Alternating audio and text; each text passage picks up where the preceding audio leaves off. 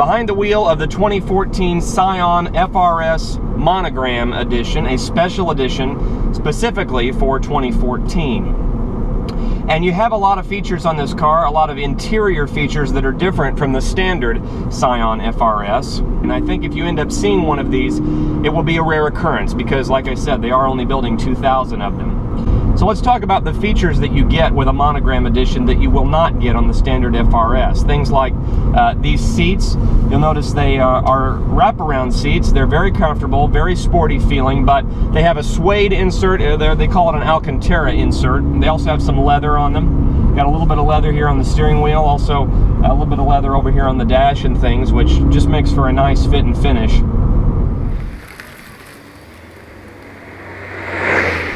The first time I ever drove this car, I was driving it around town, and I wasn't sure I really liked it very much. It kind of takes a little bit of getting used to. I'm used to sports cars that I guess you could say cost a little bit more than this, and the first time I got in one, I thought, well, this feels kind of cheap to me.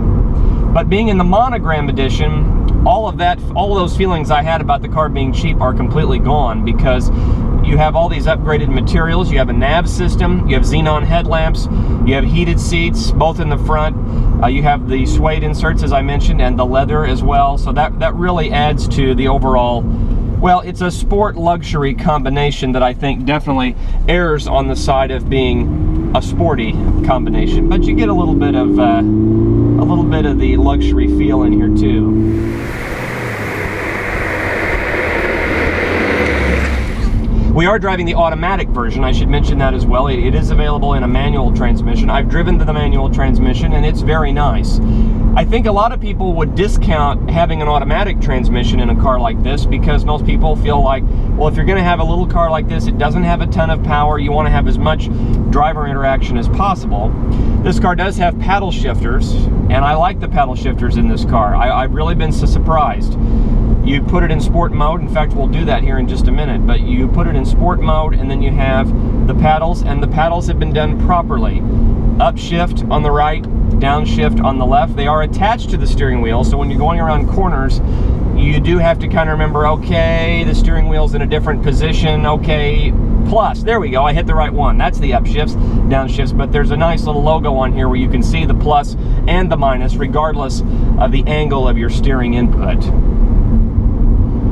There's also several different modes with this car. You can turn the traction control completely off, but there's also a button down here that says VSC Sport.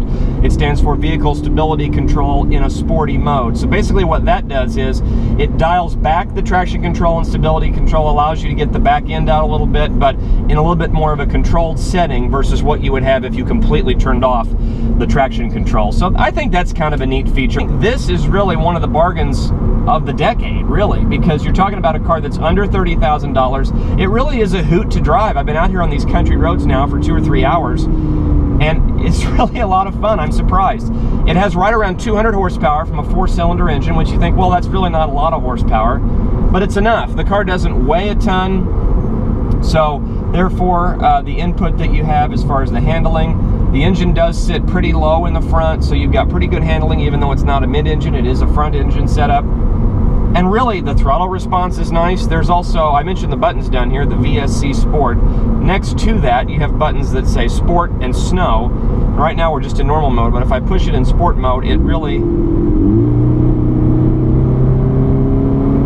can kind of hear that in the background. It really gives you a chance to, well, hold the shifts longer, really, without putting it in full-on manual mode. Sport mode's a lot of fun. As you press on the gas, you can kind of push it in a little bit farther maybe than you think that you would, but then you get the kick down here. I'll show you what I mean. There you go, and you got great noise in here. I've heard people say that they pipe the noise in here to make it a little bit louder, but I don't mind it. I think it sounds great. The last time I drove this car, I couldn't help but think about all the different other cars that have come before this that have now gone out of production, you know, especially even with Toyota. You can think about the Celica, you can think about the Toyota MR2, both of those cars not being made anymore. They haven't been made for a number of years now. Mitsubishi has discontinued the Eclipse quite a few years ago now. It's almost been gosh, hard to believe it's almost been 15 years or so since they made the Mitsubishi 3000 GT. So you're missing some of those cars that were in this price range, kind of the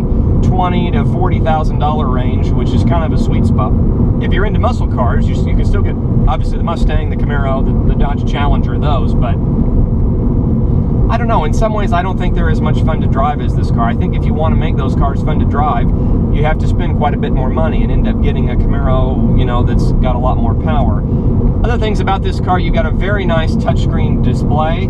If you're somebody that's into simplicity when it comes to the technology you have in a car, I know a lot of times things can get very complicated. Well, this has your Bluetooth, has your audio controls, and has your navigation system built right in here, and it's all touchscreen and very easy to understand. Maybe one of the easier systems that I've ever had the pleasure of using. Let's talk about some negatives as far as this car is concerned.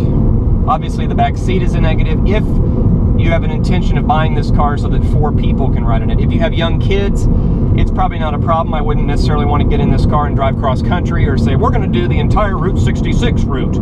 I wouldn't say that, but if you have small kids, it's not a bad thing. But at least you can fold those seats down and get plenty of space from the cargo area. So that's a good thing. Plenty of luggage space for you to take a little weekend trip in this car, which would be just really a ton of fun. Coming to a stop now, and I'll put this over in manual so you can get an idea of what that feels like. So let me put it in first here, and I'll give you an idea of what the manual feels like. Lots of good sounds from the engine bay, but also these paddles are very responsive. I really was surprised. I was not somebody who would have said, if you're going to get the Scion FRS, you might want to think about the automatic. I was somebody who would say, here, let's drop it down here, you'll hear it some more. I was somebody who would have said, get the manual no matter what, but you heard the response. You can hear my clicking of the paddles here. Hear that when it does a nice blip of the throttle when you want to downshift, and yeah, great sound to it, really great. I'm pleased, I really am. I do also want to mention that for 2015, their special edition is going to have some other interesting features. It's going to be in kind of a yellow paint that's exclusive to the limited edition version. It's going to have some carbon fiber trim on the outside. If you go to the Scion website, you can check that out. It's really cool. It's got a great look to it, great looking wheels, and I think they're going to go up to 4 exhausts. This only has dual exhaust, but they're going to go to 4 and make it a little throatier and make even more noise, which to me sounds wonderful. You know, another thing about Scion is they don't really have any options. You know, if you don't get this monogram version, you basically just get the standard version, and then you can either choose from different color combos. Really, the outside is really the only color, come to think of it. The inside is black, pretty much just like this, only without the leather and the suede. It's a cloth interior.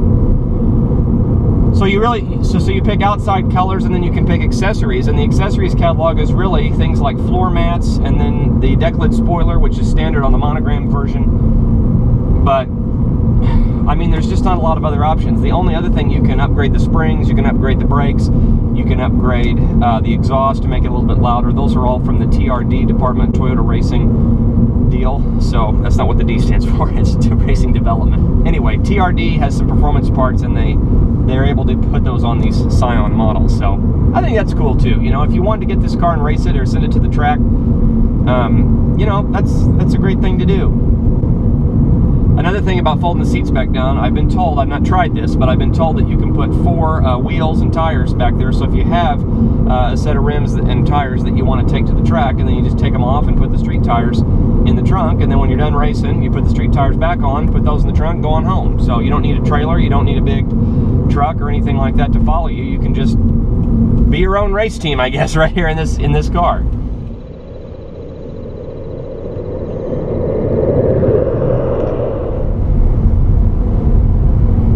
Fun little car to drive. I think it'd be a really fun car to own.